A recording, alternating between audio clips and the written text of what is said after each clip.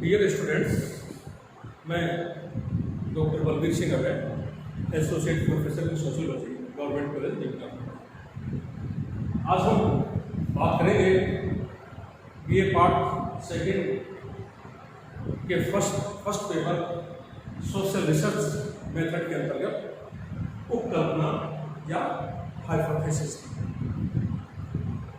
इससे पूर्व आपके पाठ्यक्रम के अनुसार अगर हम देखे जाएं तो आपके पाठ्यक्रम के प्रथम खंड के अंतर्गत हमने वैज्ञानिक पद्धति का उल्लेख कर लिया है। सामाजिक विज्ञानों में अनुसंधान के चरणों की बात हमने कर ली है और गत कक्षा में हम लोग सामाजिक विज्ञानों में वस्तुनिष्ठता और व्यक्तिनिष्ठता की बात कर रहे थे। पाठ्यक्रम को आगे बढ़ाते हुए जो आपके प्रथम खंड का जो अगला अध्याय है वह है कल्पना या हाइपोथेसिस। हाइपोथेसिस के अगर हम लोग शाब्दिक अर्थ की बात करें तो इसका शाब्दिक अर्थ है उपकल्पना, परिकल्पना या हाइपोथेसिस का पूर्व चिंतन। इसके शाब्दिक अर्थ को हम देखें तो उपकल्पना का शाब्दिक अर्थ है पूर्व चिंतन या पहले से सोचा गया कोई विचार या चिंतन। ये तो इसके शाब्दिक अर्थ की बात हुई और जैसा कि ये गुडे एवं भट्ट ने इस बारे में बताया है और पीवी यंग ने इस बारे में चर्चा की है। सामाजिक विज्ञानों में जब हम लोग अनुसंधान करते हैं तो अनुसंधान करने से पूर्व अनुसंधानकर्ता के द्वारा एक निष्कर्ष पूर्व में ही निकाल लिया जाता है। तो कल्पना का जो मीनिंग है, अर्थ है, उससे तात्पर्य है कि सामाजिक विज्ञानों में जब एक अनुसंधान करता है तो अनुसंधान करने से पूर्व ही वो अनुसंधान के अंत में जो निष्कर्ष प्राप्त होते हैं उन निष्कर्षों से संबंधित एक कल्पना या एक अनुमान पूर्व में ही लगा देता है। इस बात को उपकल्पना, परिकल्पना या हाइपोथेसिस कहा जाता है। ठीक है, अनुसंधान कार्य प्रारंभ नहीं हुआ है लेकिन जो भी अध्ययन विषय अनुसंधानकर्ता ने अध्ययन के लिए चुना है उस अध्ययन विषय के जो निष्कर्ष प्राप्त होंगे, जो सामान्यीकरण आएगा, उनके बारे में एक मोटा मोटा अनुमान अनुसंधानकर्ता के द्वारा पूर्व में ही लगा लिया जाता है, जिसको सामाजिक विज्ञानों में उपकल्पना या हाइपोथेसिस कहा जाता है। इसकी परिभाषा की अगर हम बात करें तो रुनबर्ग ने हाइपोथेसिस की परिभाषा दी है।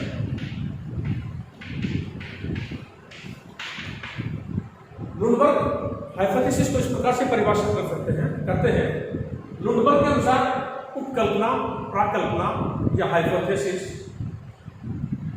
रुनबर्ग के अनुसार उपकल्पना, प्राकल्पना या हाइपोथेसिस एक सामयिक अथवा काम चलाऊ एक अनुमान है। एक सामयिक अथवा काम चलाऊ सामान्यीकरण या निष्कर्ष है।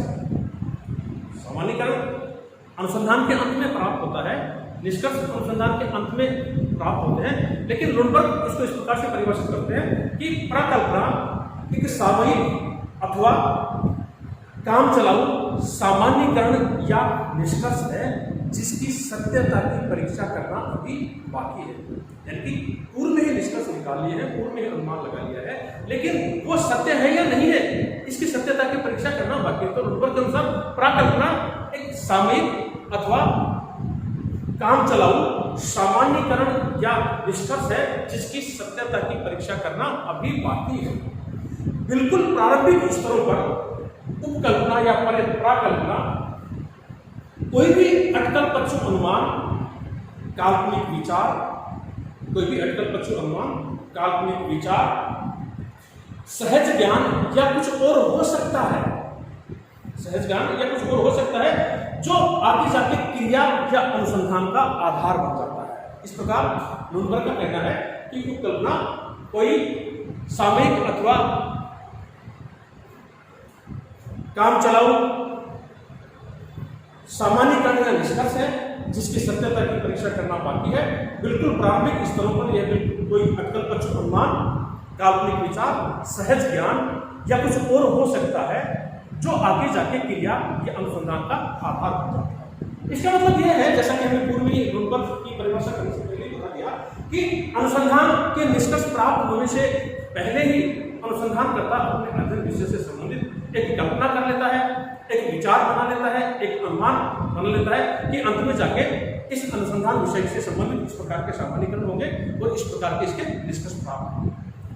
लेकिन इसका तात्पर्य कदापि यह नहीं है कि अनुसंधानकर्ता अपनी उपकल्पना को आधार मानते हुए अध्ययन क्षेत्र में जाकर तथ्यों का संकलन करता है। इसका तात्पर्य कदापि यह नहीं, क्योंकि अगर अध्ययनकर्ता इस उपकल्पना के आधार पर ही तथ्यों का संकलन करेगा तो उस अपने अध्ययन में, उसके अध्ययन के सामान्यीकरण निष्कर्षों में किसी न किसी प्रकार से व्यक्तिनिष्ठा का समावेश हो जाएगा, वस्तुनिष्ठा नहीं आ पाएगी। और जब व्यक्तिनिष्ठा का समावेश हो जाएगा, वस्तुनिष्ठा नहीं आ पाएगी, तो वह अध्ययन वैज्ञानिक अध्ययन नहीं होगा, वह अध्ययन विश्वसनीय अध्ययन नहीं होगा। इसलिए बात करें कि फिर उपकल्पना बनाई क्यों जाती है, तो उपकल्पना तो एक मोटा मोटा आधार अनुसंधानकर्ता को प्रदान करता है और इसको उपकल्पना को बनाने के पश्चात जब अध्ययनकर्ता अध्ययन क्षेत्र में जाता है तो इस उपकल्पना को वह भूल जाता है। इसको कब याद करता है, जब तथ्य संकलन कर लेगा, तथ्यों का वर्गीकरण कर लेगा, सारणीकरण कर लेगा, विश्लेषण करेगा और निष्कर्ष जब प्राप्त होते हैं उस वक्त अनुसंधानकर्ता इस उपकल्पना का अपने निष्कर्षों के साथ सामान्यीकरण के साथ मिलान करता है। जैसा कि लुनबर्ग ने कहा, जिसकी सत्यता की परीक्षा करना बाकी है और इसकी सत्यता की परीक्षा कब होगी, जब अध्ययनकर्ता के अपने तथ्यों के विश्लेषण करने के पश्चात निष्कर्ष प्राप्त हो जाएंगे और सामान्यीकरण प्राप्त हो जाएंगे। उस वक्त अध्ययनकर्ता अपनी उपकल्पना का और निष्कर्षों का मिलान करेगा। ये उसकी उपकल्पना या परिकल्पना सत्य भी हो सकती है, असत्य भी हो सकती है, 50% सत्य और 50% असत्य भी हो सकती है। इस प्रकार लुनबर्ग ने उपकल्पना को इस प्रकार से परिभाषित किया है कि पूर्व में ही बनाया गया कोई अटकलपंचु अनुमान या विचार है जिसकी सत्यता की परीक्षा करना बाकी है, जो क्रिया या अनुसंधान का आधार बन जाता है। इसी प्रकार से प्रोफेसर यंग ने लिखा है कि अपने तथ्यों के विषय में सामान्य ज्ञान के आधार पर एक वैज्ञानिक प्रयत्न भूल चूक की अथवा परीक्षण द्वारा भूल सुधार की पद्धति के द्वारा उन विशिष्ट कारकों को छांट लेता है जो कि अध्ययन किए जाने वाले समस्याओं पर रोशनी डालते हैं। अटकलपंचु विचारों या धूर्त कल्पना द्वारा वह तथ्यों की विभिन्न श्रेणी के बीच कारणात्मक संबंध को प्रस्थापित करता है। यह सूक्ष्म कल्पना सामयिक केंद्रीय महत्वपूर्ण विचार जो कि फलप्रद अनुसंधान का आधार होता है एक कार्य निर्वाही कल्पना कहलाता है। प्रकार से लुनबर्ग ने उपकल्पना को परिभाषित किया है, ठीक उसी प्रकार से यंग ने भी इसको परिभाषित किया है। यंग का कहना है कि उपकल्पना को सामान्यतः एक कार्यकारी तर्क वाक्य या एक कामचलाऊ सामान्यीकरण कहा जाता है। यंग कहते हैं कि उपकल्पना कोई भी कार्यकारी तर्क वाक्य या एक कामचलाऊ सामान्यीकरण है।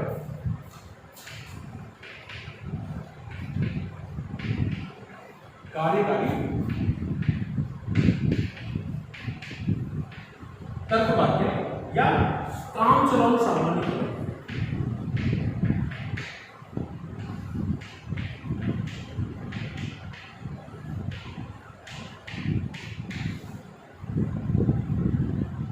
कामचलाऊ सामान्यीकरण से मतलब एक मोटा मोटा आधार मान लिया जाता है अनुसंधान के कर्ता के द्वारा कि मैं जो अध्ययन करने जा रहा हूं उसका सामान्यीकरण इस प्रकार से प्राप्त हो।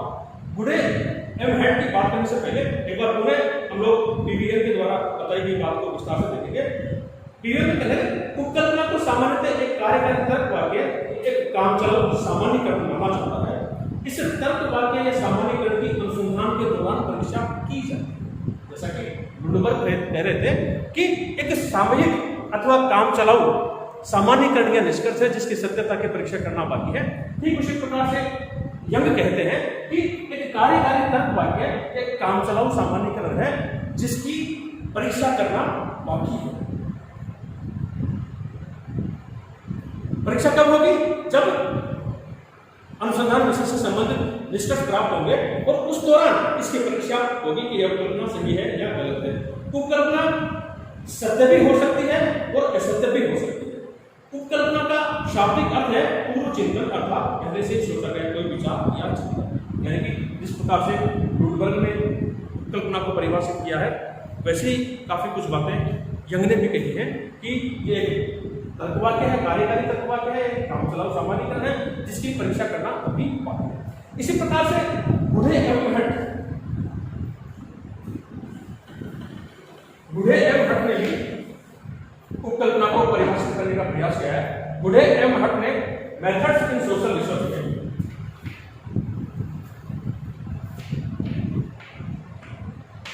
बूढ़े एवं हट ने मेथड्स इन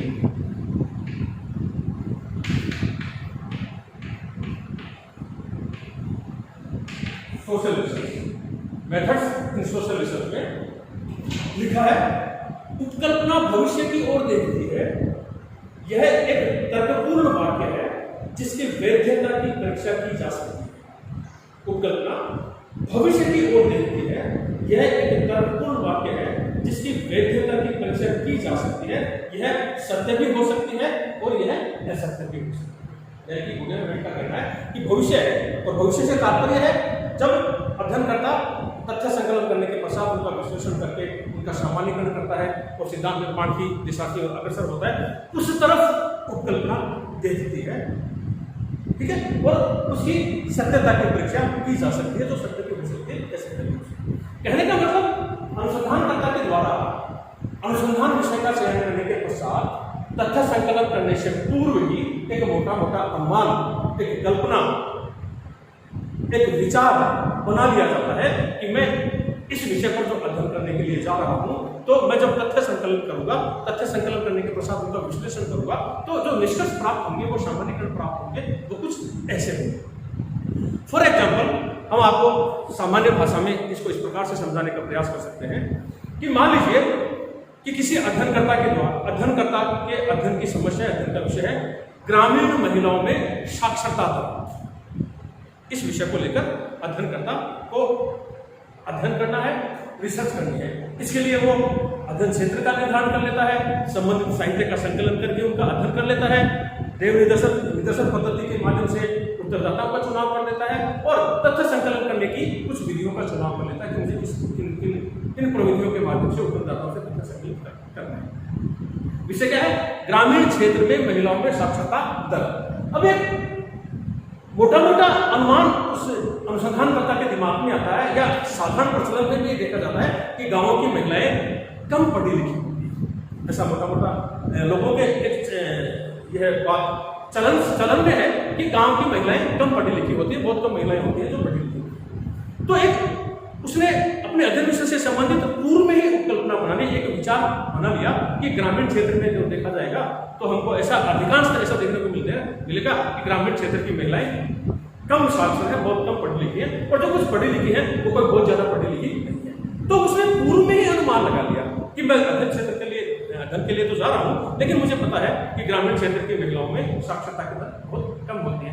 तो उसने अनुमान लगा लिया, एक मोटी मोटी कल्पना कर ली, और जब वह अध्ययन क्षेत्र में जाता है और तथ्य संकलित करता है, ग्रामीण क्षेत्र की महिलाएं जो कि उसकी उत्तरदाता है, उसके अध्ययन की इकाइयां हैं जो कि निदर्शन के माध्यम से चुनी गई हैं, उनसे जब वो तथ्य संकलित करता है तथ्य संकलन की प्रविधियों के माध्यम से, और तथ्य संकलन करने के पश्चात उनका जब विश्लेषण और सामान्यीकरण करता है, तो वो देखता है कि हो सकता है कि 40% महिलाओं में साक्षरता की दर देखने को मिलती है, ग्रामीण क्षेत्र में 60% महिलाएं ऐसी हैं जो कि निरक्षर हैं या नाममात्र की पढ़ी। ये हो सकता है, ये भी हो सकता है कि 60% महिलाएं बहुत पढ़ी लिखी हो और 40% महिलाएं निरक्षर हो।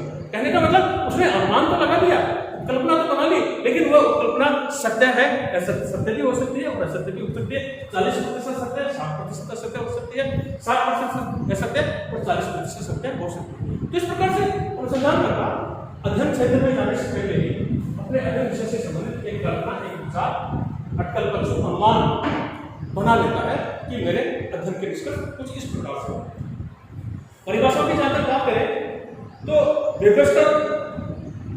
Webster new international dictionary of English language में ऐसा लिखा गया है कि उपकल्पना एक विचार, दशा या सिद्धांत होती है जो कि संभवतः बिना किसी विश्वास के स्वीकार करी जाती है, जिससे कि उसके तार्किक परिणाम निकाले जा सके और ज्ञात या निर्धारित किए जाने वाले तथ्यों की सहायता से इस विचार की सत्यता की जांच की जा सके। तो इस प्रकार से लुनबर्ग ने यंग ने, गुडे एम हेट ने अपनी परिभाषाओं में जो बात बताई है उन परिभाषाओं से एक ही निष्कर्ष निकल कर आता है कि उपकल्पना जो है कोई भी एक अटकलपरचू अनुमान है, एक विचार है जो कि अध्ययनकर्ता के द्वारा बनाया जाता है।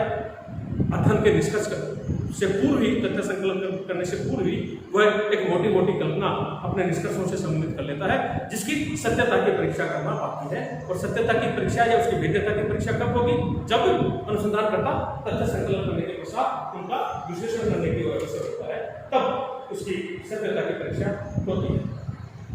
गुडेव ने अपनी पुस्तक मेथड्स इन सोशल सिस्टम में लिखा है, उपकल्पना भविष्य की ओर देखती है। ये एक तत्पूर्ण वाक्य है जिसके भेद्यता की परीक्षा की जा सकती है, यह सत्य भी हो सकती है और असत्य भी हो सकती है। इस प्रकार ये जो जितने भी समाजशास्त्री हैं उनकी परिभाषाओं का जब हम लोग निष्कर्ष निकालें तो हम ये कह सकते हैं कि उपरोक्त परिभाषाओं से निष्कर्ष निकलता है कि उपकल्पना अध्ययन विषय से संबंधित कोई भी अटकलपरचू अनुमान या विचार है जिसकी सत्यता की परीक्षा करना बाकी है। इस प्रकार से अनुसंधानकर्ता अध्ययन करने से पूर्व ही अपने अध्ययन विषय से संबंधित एक मोटी मोटी कल्पना या विचार या अनुमान बना लेता है, जिसको सामाजिक विज्ञान में उपकल्पना या हाइपोथेसिस कहा जाता है। ये उपकल्पना के बारे में एक प्रारंभिक परिचय था जो एक समाज वैज्ञानिक को, एक समाजशास्त्री को या सामाजिक अध्ययनकर्ता को इसके बारे में जानकारी होना जरूरी है। इसके पश्चात अगली क्लास में हम बात करेंगे आपके सिलेबस के अनुसार इसके उपकल्पना के स्रोत क्या है और उपकल्पना के प्रकार क्या है। आज के लिए इतना ही। Thank you very much.